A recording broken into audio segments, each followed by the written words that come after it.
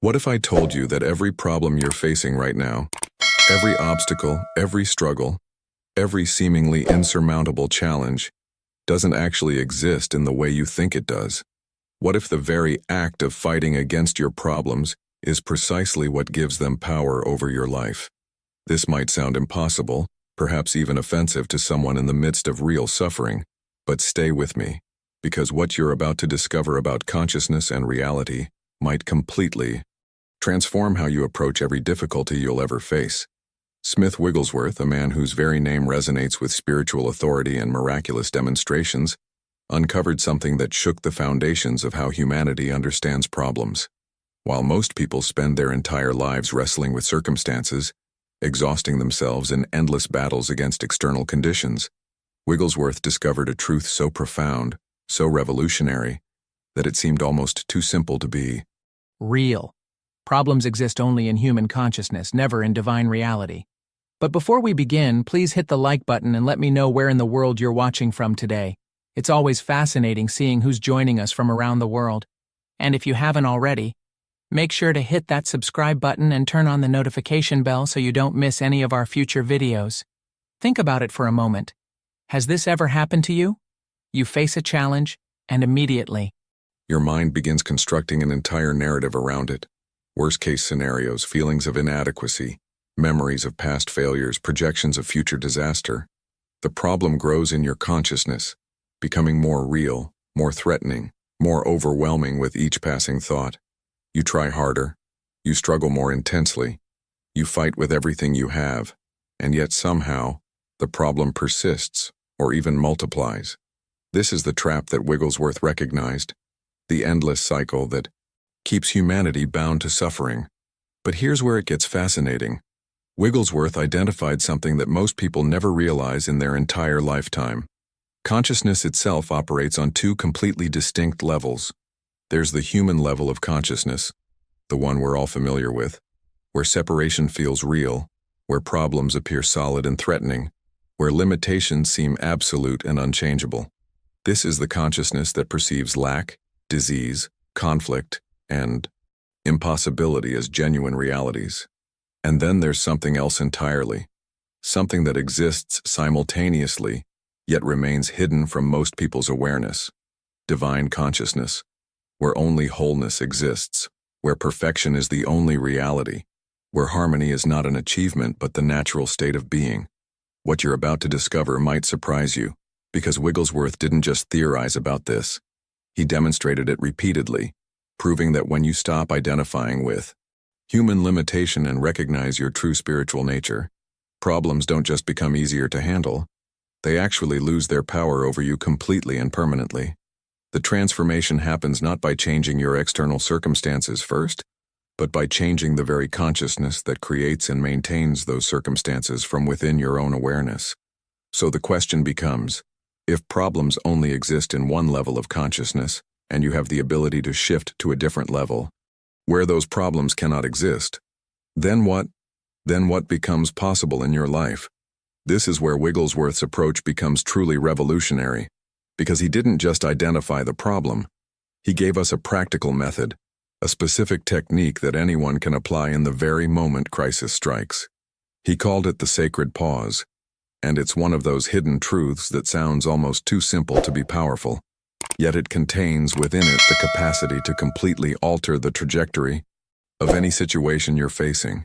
Here's how most people operate.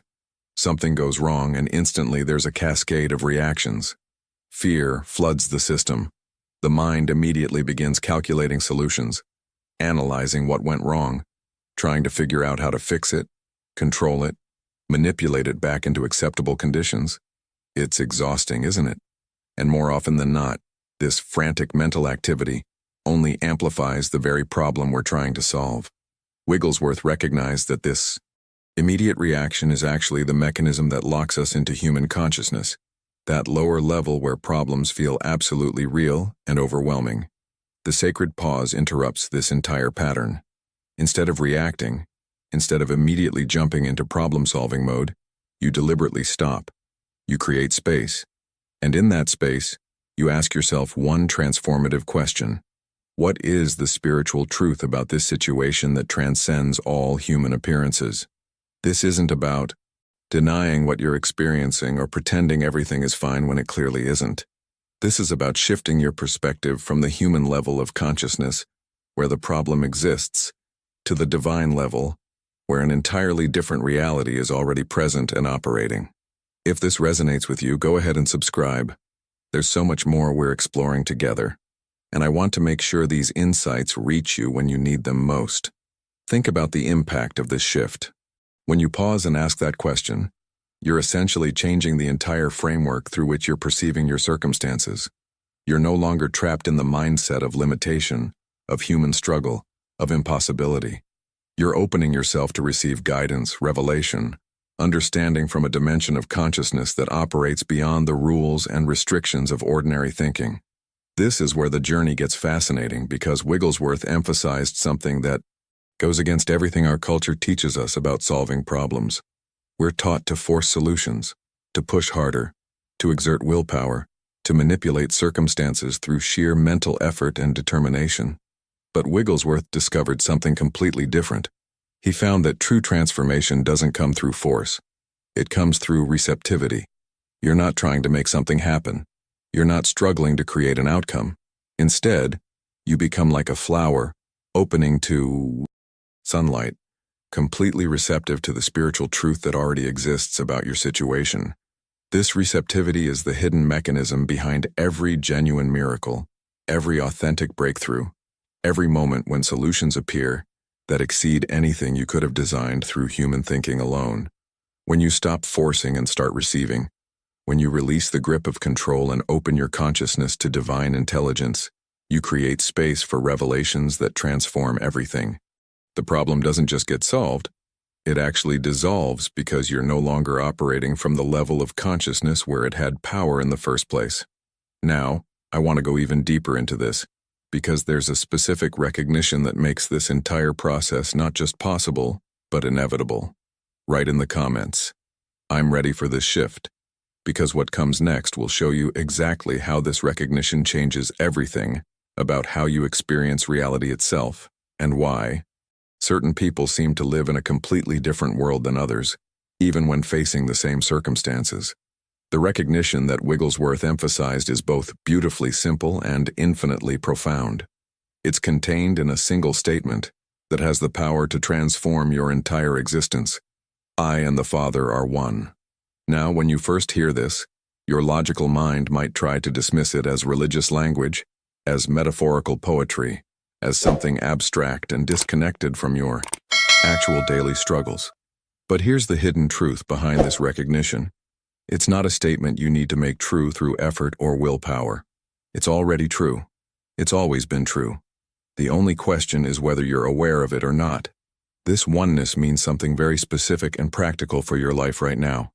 It means that divine wisdom, infinite power, and unconditional love aren't things you need to earn, achieve, or become worthy of receiving. They are your true spiritual nature in this very moment. Think about the impact of genuinely recognizing this. If problems cannot exist in divine consciousness, and they can't because divine consciousness only knows wholeness and perfection, then problems cannot truly exist in you when you know who you really are beyond the temporary appearances your physical senses are reporting. This is the shift in mindset that changes everything. You're not trying to become something you're not. You're recognizing what you've always been. Underneath the layers of human conditioning, fear, and limitation, this recognition doesn't require enormous effort or years of spiritual practice. It happens through awareness, through a simple shift in how you perceive yourself and your relationship to divine reality. And when this awareness stabilizes in your consciousness, when it becomes your default way of experiencing yourself, your entire world reflects that transformation back to you in tangible, undeniable ways. Let me share something concrete with you, because I know this might sound theoretical. There was a woman named Maria whose story demonstrates exactly how this recognition operates in real circumstances. She was facing complete financial devastation, the kind of crisis that would break most people. Her business partner had vanished overnight, taking every dollar they had, leaving her with crushing debt and what appeared to be absolutely no way forward. Every logical decision pointed toward bankruptcy, failure, the end of everything she'd built. The pressure was suffocating. The fear was overwhelming. This was not an abstract spiritual exercise for Maria. This was her actual life collapsing in real time. But Maria had encountered Wigglesworth's teachings, and in that moment of crisis, she made a decision that went against every instinct of human survival consciousness. She paused. She didn't panic. She didn't immediately start scrambling for solutions through sheer willpower. Instead, she applied this recognition we've been talking about. She recognized that divine abundance was her true spiritual nature, not the temporary financial appearances her bank account was showing. She didn't deny that the money was gone. She simply refused to accept that lack was the deeper truth about her identity and her relationship to infinite supply. And here's what's remarkable. Within just a few weeks, opportunities began appearing that seemed completely impossible given her circumstances. New business partnerships formed, seemingly out of nowhere. Assets she had completely forgotten about were suddenly recovered. Solutions emerged that didn't just patch the problem temporarily, they expanded her financial reality beyond what she had experienced before the crisis even happened. She didn't force any of this. She didn't manipulate people or circumstances. She maintained the consciousness of abundance while taking whatever inspired action felt natural, and divine intelligence orchestrated the details in ways her human thinking could never have designed. But what was really happening behind the scenes of Maria's transformation? What's the mechanism that allows this shift in consciousness to produce such concrete results in physical reality? Write in the comments, "Abundance is my nature," if you're beginning to sense how this applies to your own journey, because understanding this mechanism is crucial for making these principles work consistently in every area of your life, not just occasionally or by accident. The mechanism becomes even clearer when you look at situations where human willpower seems completely useless, where no amount of effort appears capable of changing the outcome. Consider David's story, because this one hits differently. After 20 years of marriage, everything was falling apart. Not gradually, not with hope of repair, but catastrophically. Professional counseling had failed. Every conversation ended in conflict. Communication had broken down so completely that divorce wasn't just likely. It seemed like the only sane option left for both of them. The emotional exhaustion, the accumulated resentment, the patterns that had calcified over 2 decades. How do you even begin to address something that deeply broken? Here's where David made a decision that went against everything conventional relationship advice would tell you. He stopped fighting for the relationship through human will. He stopped trying to change his wife's behavior, stopped attempting to fix their problems through discussions, compromises, or any of the usual strategies people employ when marriages are dying. Instead, he applied Wigglesworth's principle of releasing personal will entirely and aligning with divine will. He consistently recognized that divine love was their true spiritual nature beneath all the human personality conflicts, all the accumulated hurts, all the incompatible patterns that had developed over the years. This wasn't passive resignation or giving up. This was something far more powerful. He stopped seeing his wife through the lens of her flaws, her mistakes, her failures as a partner. He began recognizing the spiritual identity they both shared, the divine love that existed beyond every human limitation. And something extraordinary happened. The old patterns of conflict didn't get resolved through therapy or hard conversations. They simply dissolved, naturally, without force. The marriage wasn't just saved in some minimal, functional way. It was completely reborn. In spiritual understanding, becoming stronger and more harmonious than it had been even in their best years together. The transformation happened because David shifted the consciousness he was bringing to the relationship, and consciousness is what creates and maintains every circumstance in our experience. Now, I know some of you might be thinking, that's beautiful for relationships and finances, but what about when you're facing something physical, something medical, something where your body is giving you concrete evidence that something is terribly wrong? This is where Sarah's journey becomes absolutely crucial to understand. She received the kind of medical news that stops time, devastating diagnosis, immediate surgery required, uncertain outcomes, the whole nightmare scenario that makes even the most spiritually grounded person question everything they believe. The fear was real. The physical symptoms were undeniable. The medical tests showed exactly what the doctors said they showed. Sarah wasn't living in some fantasy where she pretended the diagnosis didn't exist. But here's what she did that changed everything. She remembered Wigglesworth's teachings in that moment of crisis. She recognized that divine perfection was her true state of being, not the physical symptoms her body was currently displaying. She maintained the consciousness of wholeness, not in opposition to the medical team, but while working cooperatively with them. She didn't abandon practical wisdom. She simply refused to accept disease as the final truth about her spiritual identity. The results defied medical explanation. Her tests began improving dramatically, in ways her doctors couldn't account for through any known biological mechanism. The surgery that had been presented as urgent and unavoidable became completely unnecessary. Her own doctor, after 30 years of medical practice, called it the most remarkable recovery he had ever witnessed. What happened behind the scenes? Here, what's the hidden truth that allows consciousness to override what appears to be fixed physical reality? Put down, divine perfection is real. If you're sensing how this principle could apply to your own health journey or any seemingly impossible situation you're currently facing, because understanding what Wigglesworth really meant by consciousness isn't just philosophical, it's the key to experiencing breakthrough in areas where you've been stuck for years. What Wigglesworth understood, and what becomes absolutely crucial for you to grasp right now, is that consciousness operates according to a fundamental law that most people never recognize. Whatever you consistently focus upon expands in your experience. This isn't motivational speaking or positive thinking platitudes. This is a precise mechanism that governs how reality manifests in your life. When you focus on your problems, analyzing them, discussing them, worrying about them, building mental narratives around them, you're actually feeding them energy through your attention, and they multiply, they grow, they become more complex, more entrenched, more overwhelming with each moment of focused attention you give them. But here's the transformation that becomes possible when you shift that focus.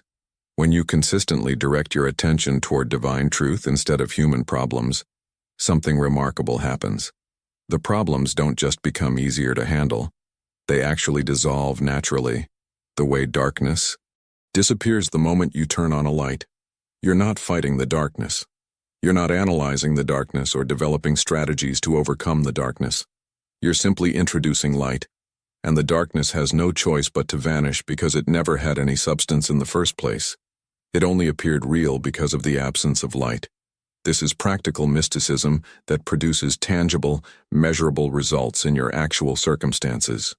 When you consistently practice recognizing divine truth in every situation, in your finances, your relationships, your health, your career, your entire life begins reflecting that truth back to you in concrete ways.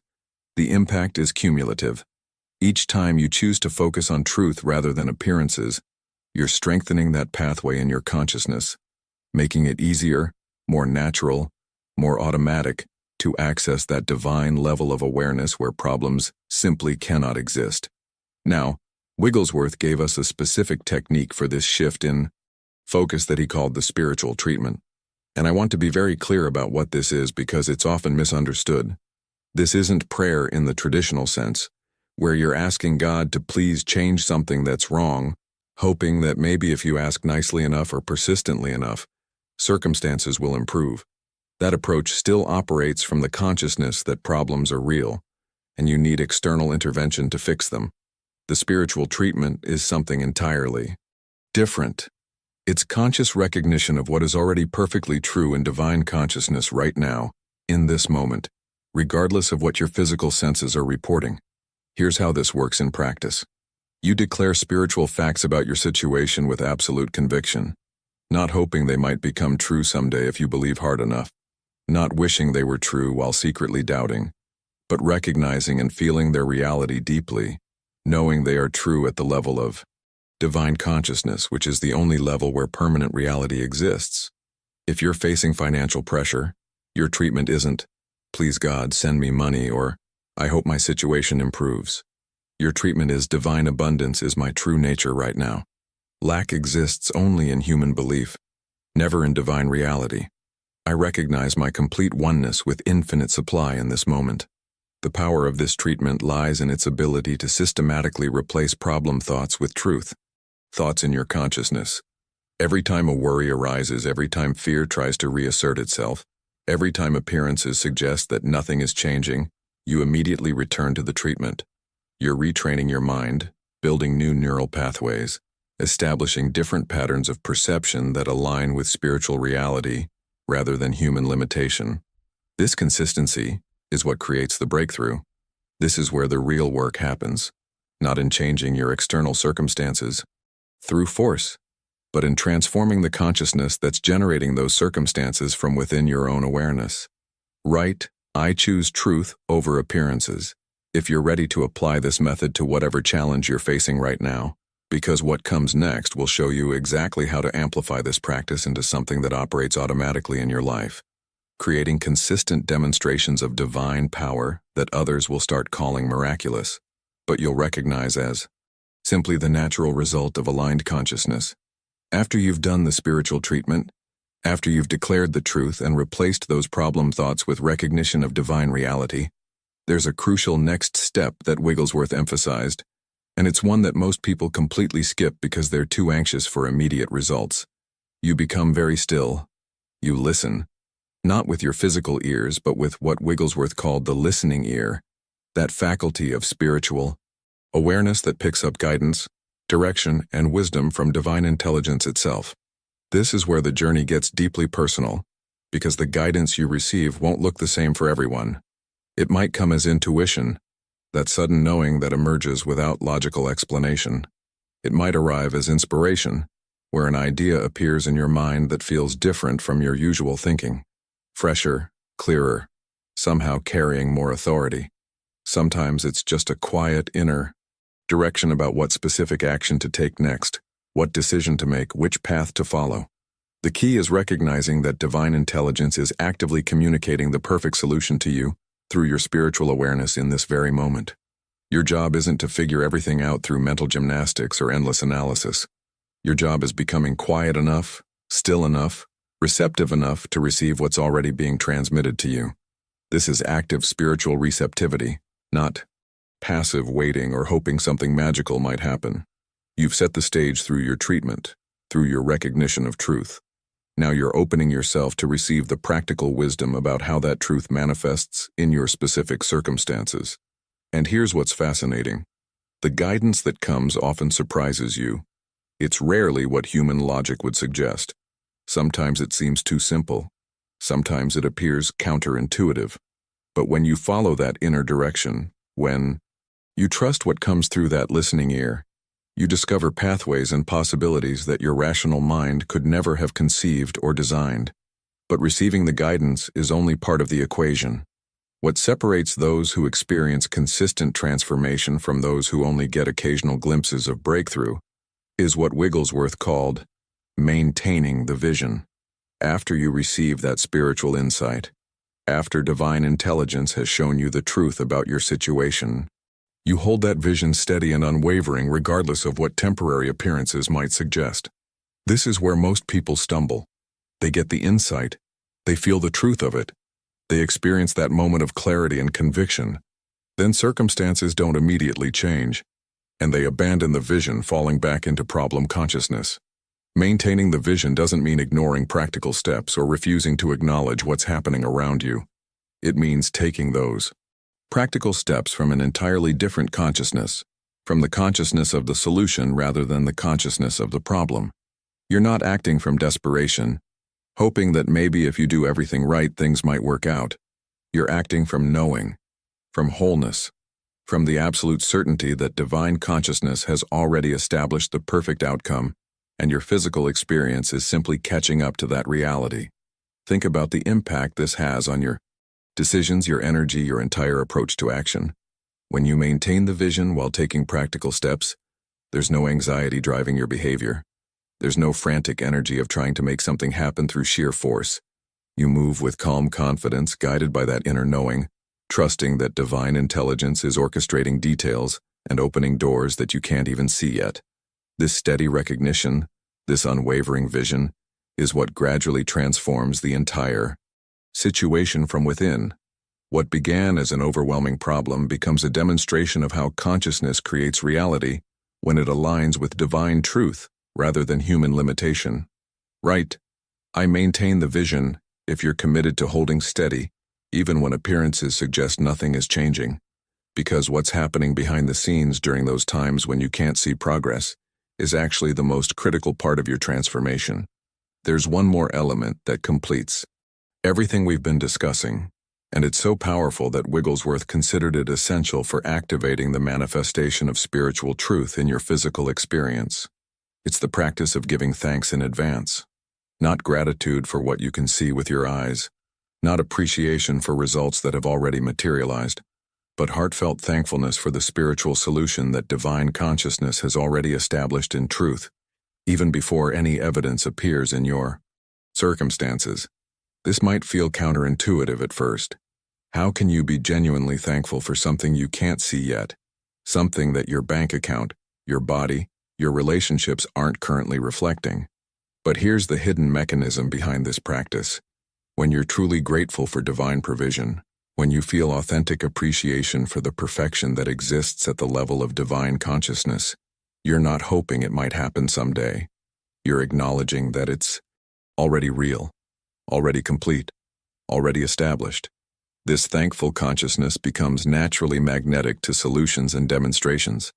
You're aligning yourself vibrationally, emotionally, spiritually with the reality you're recognizing, and that alignment is what allows it to manifest in your physical experience. Think about how you feel when you're genuinely grateful versus when you're desperately hoping or anxiously waiting. Gratitude carries a completely different energy. It's peaceful. It's confident. It's settled. When you thank divine consciousness for the abundance that's already yours, for the healing that's already complete, for the solution that's already in place, you're embodying the consciousness of having received rather than the consciousness of lack and need. And consciousness is what creates your experience. This isn't manipulation or pretending. This is recognizing the spiritual truth of what already exists and feeling the natural appreciation that comes with that recognition. But I want to be completely honest with you about something, because if I don't address this, you'll encounter it on your journey and might think you're doing something wrong. The biggest challenge you'll face in applying Wigglesworth's method is persistent doubt during that lag time between spiritual recognition and physical manifestation. You recognize the truth. You do the treatment. You listen for guidance. You maintain the vision. You give thanks in advance. And then, nothing seems to change immediately. Days pass, maybe weeks, and the circumstances still look exactly the same or possibly even worse. This is when doubt creeps in, whispering that maybe this doesn't work, maybe you're fooling yourself, maybe you should abandon spiritual consciousness and return to human problem solving. Wigglesworth taught something crucial about this phase. Divine consciousness operates completely outside human time limitations. Your recognition of truth is instantly real and complete in the spiritual realm. The appearance of that truth in your physical experience follows according to spiritual law, but it often works invisibly in consciousness before becoming evident externally. The delay isn't because the method doesn't work. The delay is simply part of how consciousness manifests its contents into physical form. When doubt arises, and it will, you simply return gently to the truth you recognized earlier. No self-criticism, no frustration, just a gentle redirection of your attention back to divine reality. Doubt is nothing more than a habit of human thinking, a pattern that's been reinforced over years or decades of problem-focused consciousness. It dissolves through consistent practice of recognizing truth over circumstances, the same way any habit weakens through non-use while new patterns strengthen through repetition. Every time you choose truth over doubt, you're building that spiritual muscle, establishing divine consciousness as your default state of awareness. The doubt loses its grip naturally as your conviction in spiritual reality grows stronger through demonstration after demonstration. Put down truth over doubt if you're committed to this practice even during those challenging periods when nothing seems to be changing, because what I'm about to share will show you exactly what's happening during those times that makes all the difference between those who break through and those who give up right before their miracle manifests. What happens when you practice these principles consistently over time is something that Wigglesworth reserved for his most dedicated students, because it represents a level of spiritual maturity that can only develop through persistent application. He called it becoming transparent to truth. This is where your personal will, all those individual desires, goals, agendas, and preferences that usually drive your decisions, become so perfectly aligned with divine will that there's no longer any conflict, any resistance, any obstruction between what you want and what divine consciousness wants to accomplish through you. Think about what this means practically. Most people live their entire lives pushing their own agenda, trying to make their personal dreams happen through sheer determination and willpower. There's constant friction between what they think they need and what life is presenting to them.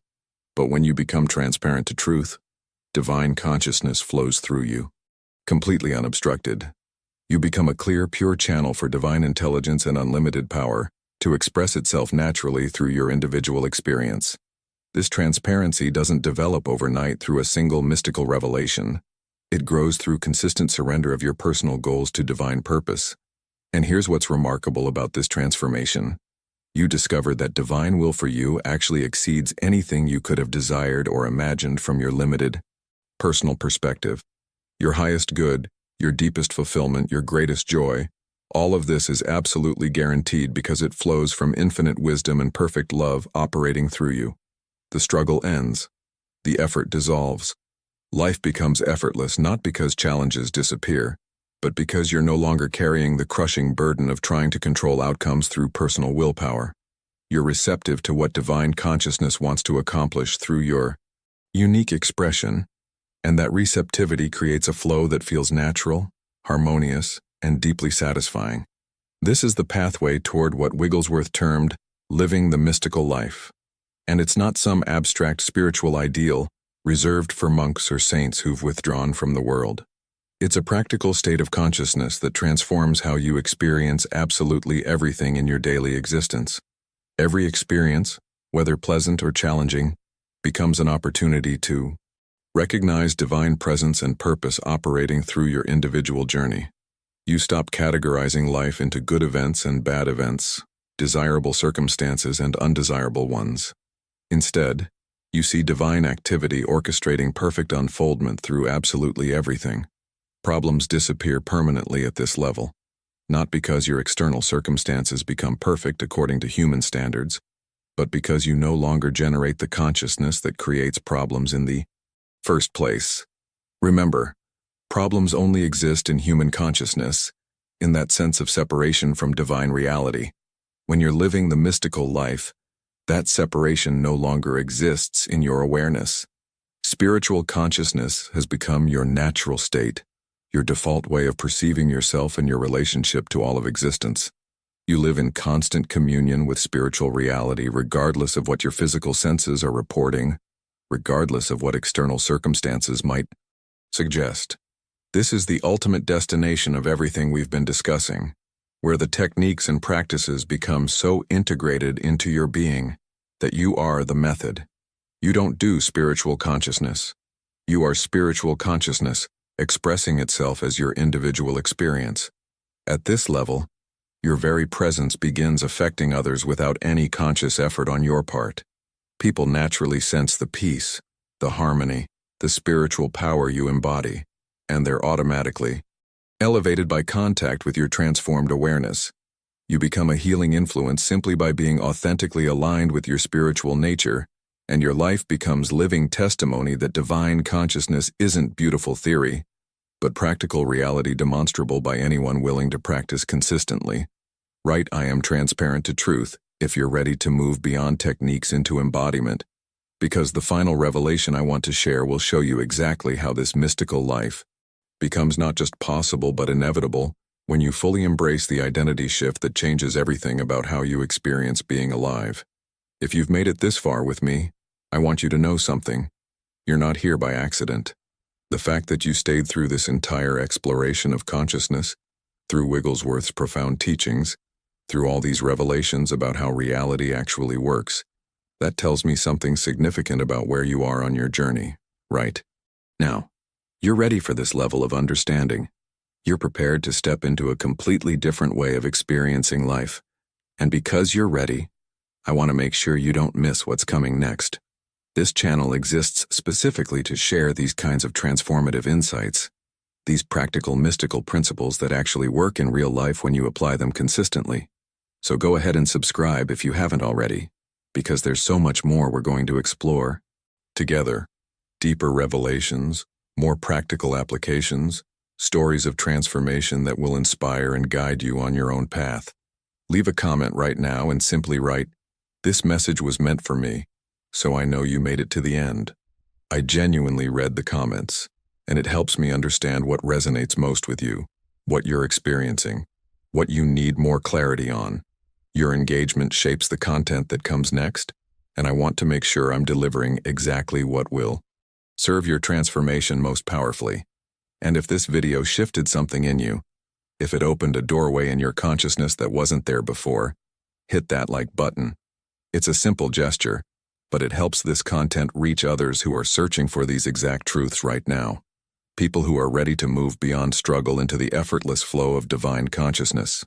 There's a video right here that goes even deeper into how to apply these principles when you're facing seemingly impossible situations, those moments when every logical option has been exhausted and you need breakthrough from a completely different level. Click and continue with me over there, because what you're about to discover builds perfectly on everything we've covered today. I'll see you in that next video.